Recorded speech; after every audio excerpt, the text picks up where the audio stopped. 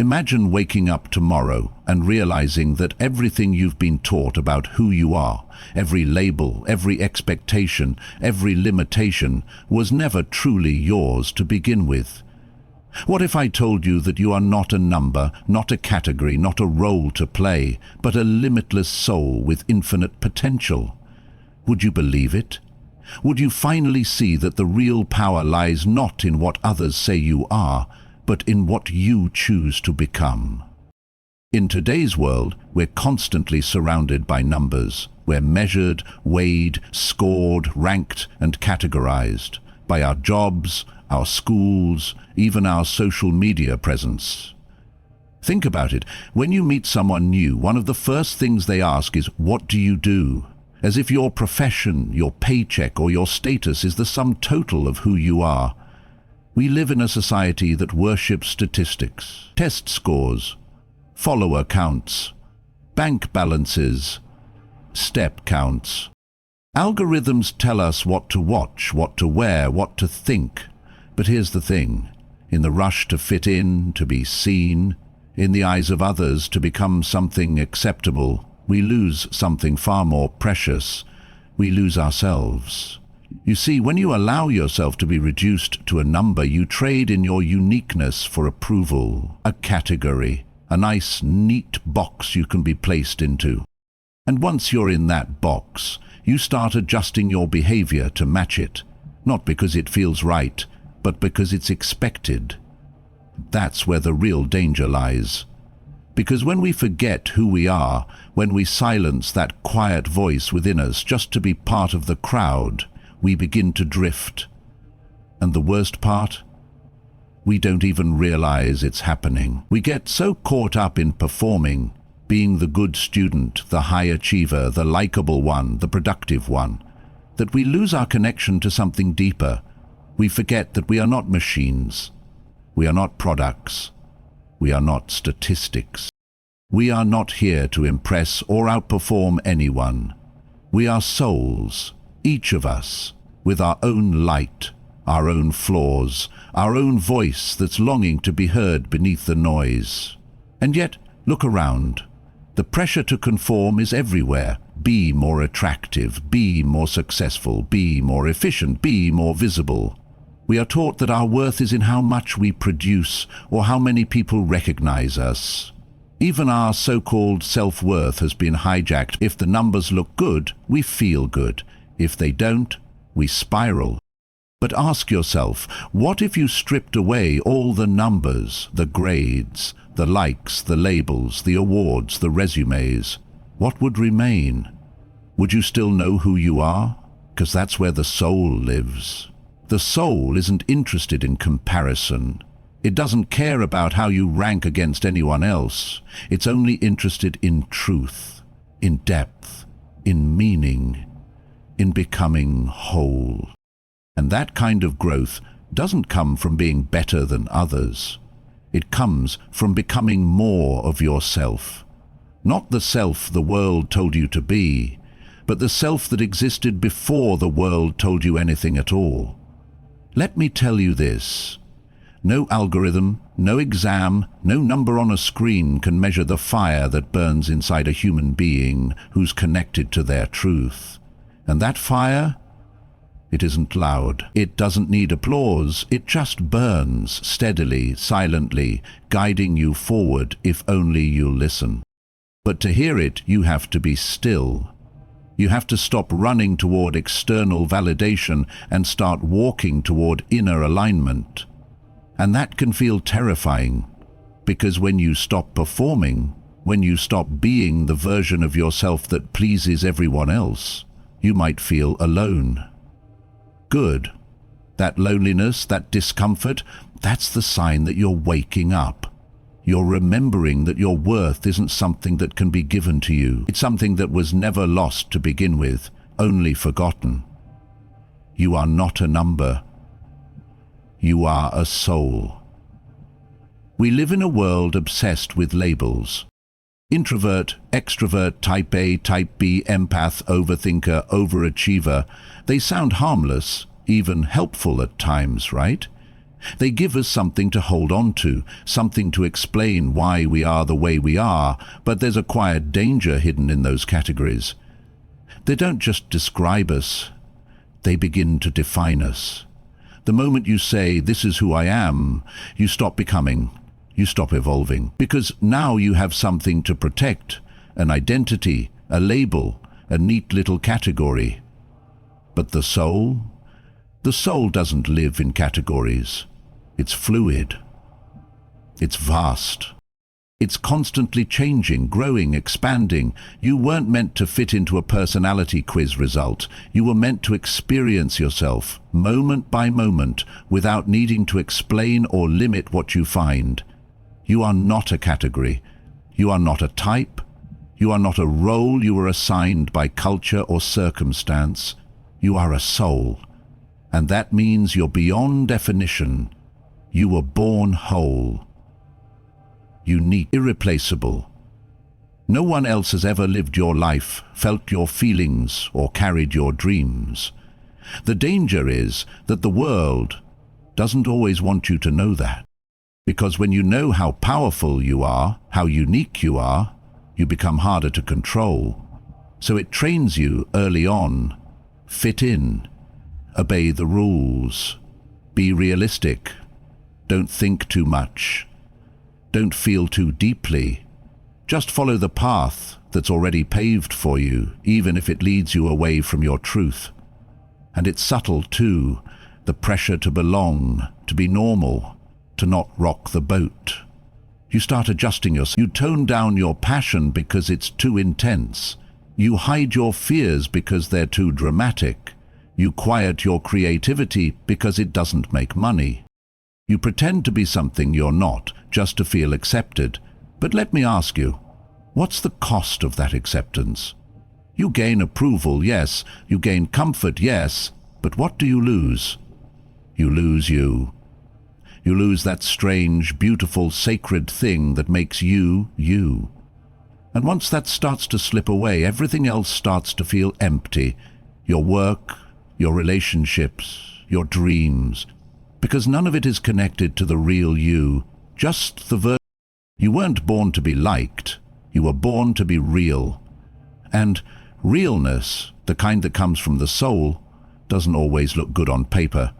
It doesn't always make sense. It doesn't always win awards, but it feels right. It feels alive. It feels like coming home. So when you start to feel like you don't fit in, maybe that's not a problem. Maybe that's the point. Maybe you weren't made to blend into the crowd. Maybe you were made to remember who you are in a world that forgot. That's the real work. Not to change yourself to match the world, but to reclaim yourself so fully that the world has no choice but to meet you where you truly are. And let me tell you something most people don't want to admit. There's no final version of you. No finished product. No one true self you're supposed to become and then stay that way forever. You are a soul. You are becoming. And that's not a flaw. That's your power. Stop trying to be understandable to everyone. Stop waiting for the perfect label that explains your existence. Start listening to your own rhythm. Start noticing what makes your spirit feel light, what brings peace to your chest, what moves you without needing a reason. That's your soul speaking. That's the part of you that doesn't need to be defined, just discovered. You are not here to be sorted into a category. You are here to remember that you are already whole, already worthy, already enough, even when no one understands you. You are not a category. You are a soul. There's something seductive about agreement, about being part of the group, following the rhythm everyone else is moving to. You feel safe there, invisible, protected, and maybe that's what we've been taught to crave from the very beginning: approval, alignment, fitting in. But there's a hidden cost to that comfort, because when you start following the crowd without asking where it's going, you risk walking away from yourself. Groupthink doesn't look dangerous on the surface. It looks like community. It looks like belonging. It sounds like this is just how things are. It sounds like everyone thinks this way. But what it really means is that no one is thinking at all. It's a slow erosion of your inner voice, not through force, but through repetition. And when enough people repeat the same idea, it starts to sound like truth, even when it's not. We've been conditioned to fear being different, to fear the silence that comes when we speak an unpopular truth, to fear standing alone. But here's the truth no one tells you. The crowd may give you a sense of security, but it will never give you a sense of self. Because the moment your identity depends on agreement, your soul starts shrinking. There's a reason why most people never become who they truly are. It's not because they lack potential, it's because they're afraid. Afraid of being misunderstood, afraid of being mocked, afraid of being cast out from the group. And so they trade authenticity for acceptance. But that trade comes at a price. You lose your inner compass. You lose the ability to know what's true for you. We see it everywhere. People repeating things they don't believe, living lives they don't love, chasing goals they never chose. Not because they're weak, but because they've forgotten how to stand still in their own silence. When the noise gets loud, the soul gets drowned out. And so we follow. We obey, we mimic, until we no longer recognize ourselves in the mirror. It's easy to go along. It's easy to nod, to agree, to repeat the same ideas, just to avoid conflict. What's hard is asking, do I actually believe this? What's hard is choosing to walk a different path, even if no one's walking with you. That's where courage begins, not in loud rebellion, but in quiet clarity. The truth is, the greatest thinkers, the boldest creators, the ones who shifted the world, they all had to walk through the fire of isolation. Not because they wanted to be alone, but because they refused to betray what they knew was right. They chose inner alignment over outer approval. And that's not just a choice, that's a declaration.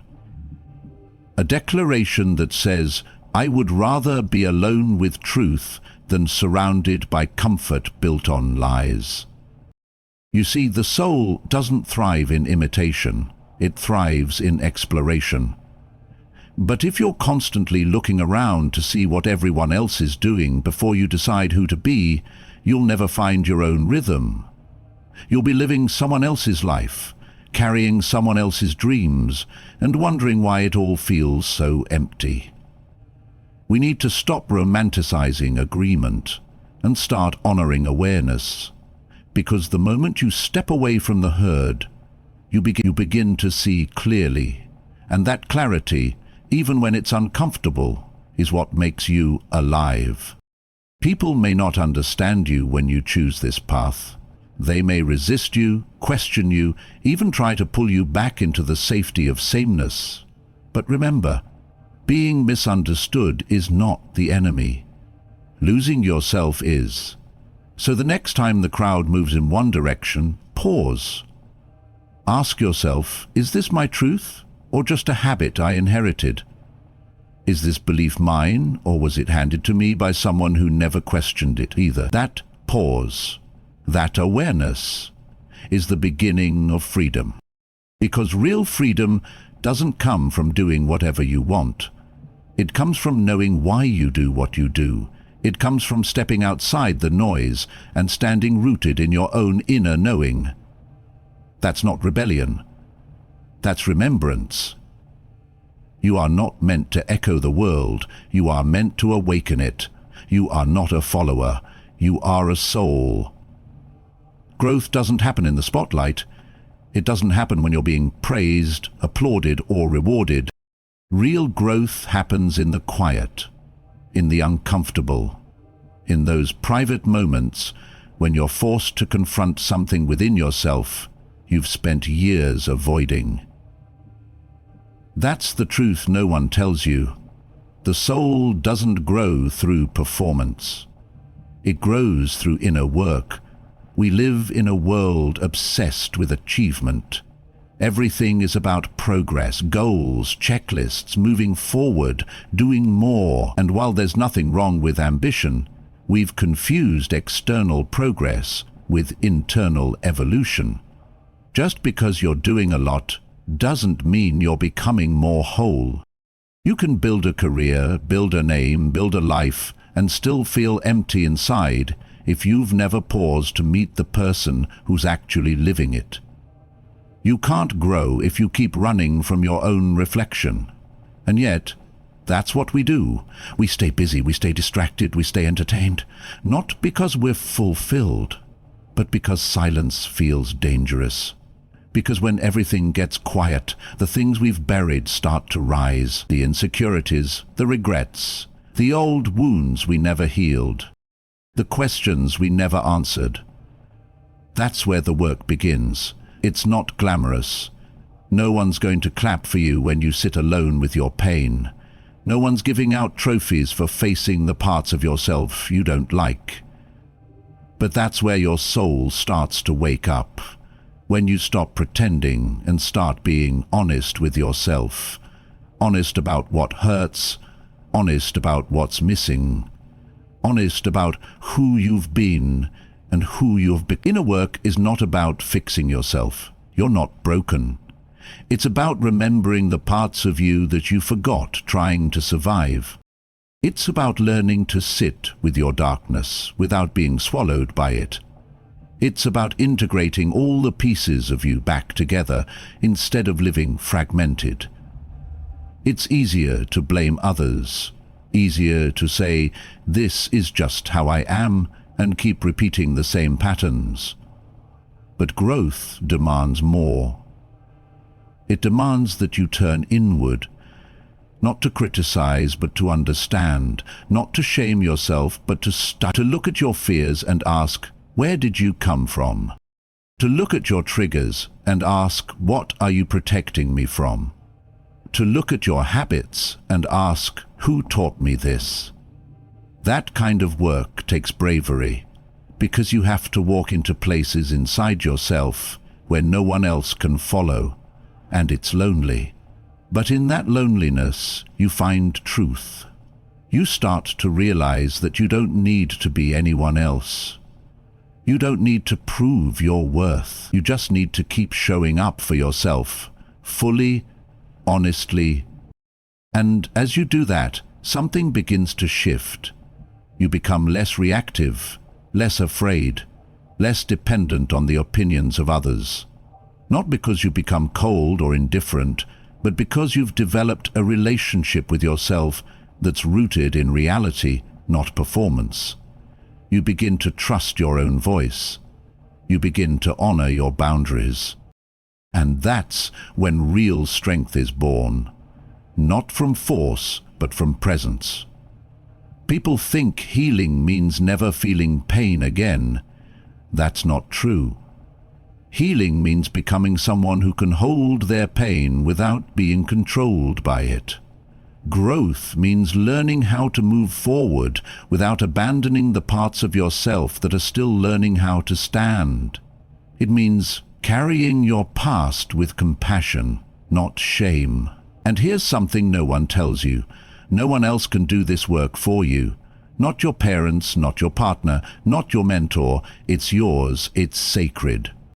It's yours to walk through, yours to learn from, and yours to rise out of. And once you do, you carry a kind of light that no amount of success could ever give you, because it's not borrowed. It's earned through presence, through truth, through love. The soul doesn't evolve through pretending everything is fine. It evolves when you stop running and start listening, when you stop performing and start feeling, when you stop searching outside and finally turn inward. That's where the real treasure is buried. Not in applause, but in awareness. You are not here to escape yourself.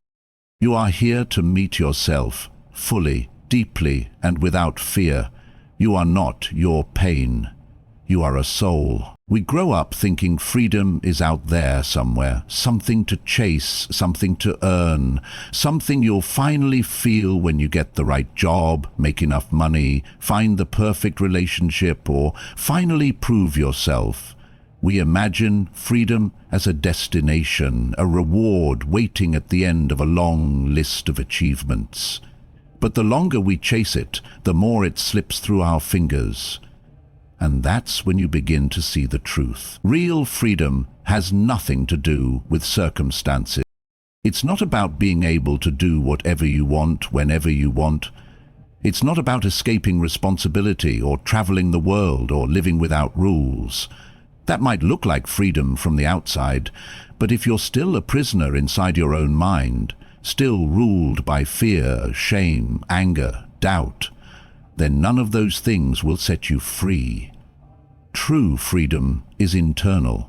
It begins the moment you stop looking outward for permission to exist. It begins when you stop allowing the world to decide who you're supposed to be. It's the quiet power that comes from knowing who you are and not needing anyone else to approve of it. We don't talk about that kind of freedom enough, because it's not flashy. You won't find it on a magazine cover or a highlight reel. It's invisible, but it's the kind of freedom that changes your life. It's the freedom to think your own thoughts, even if they're unpopular. To trust your intuition, even if others don't understand. To feel deeply, even when it's inconvenient. To make decisions based on your values, not someone else's expectations. And that kind of freedom, it requires work, it requires presence, it requires honesty, because you can't be free while you're still trying to become someone for other people. You can't be free while your worth is chained to outcomes, validation, or applause. You can't be free if you haven't made peace with yourself. Sometimes we keep ourselves in cages that no one else can see. We call them being realistic. We call them fitting in. We say, this is just the way things are. But those aren't truths. They're limits we've accepted without questioning. And the soul doesn't thrive inside limits. It thrives in truth, in alignment, in integrity. You could have all the choices in the world and still feel trapped if you haven't done the inner work to liberate your mind. And you could be surrounded by restrictions, yet still feel free if your spirit is aligned with itself. That's why freedom isn't something that can be given to you. From within, no one else can set you free, not society, not success, not even love. The key has always been in your hands.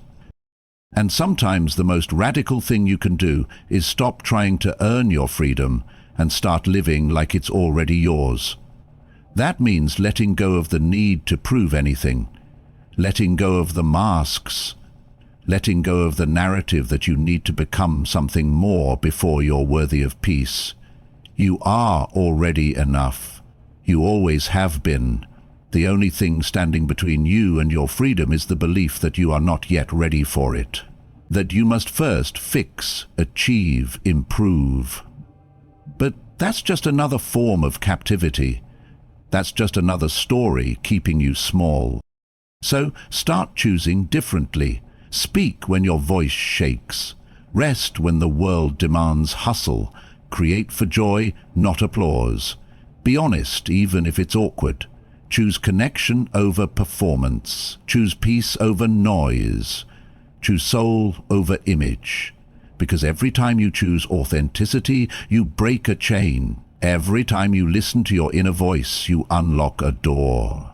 And every time you trust yourself, really trust yourself, not because life is easy, not because you've figured everything out, but because you're finally living from the inside out, instead of the outside in. And that is the most powerful kind of freedom there is. You are not what the world told you to be. You are a soul.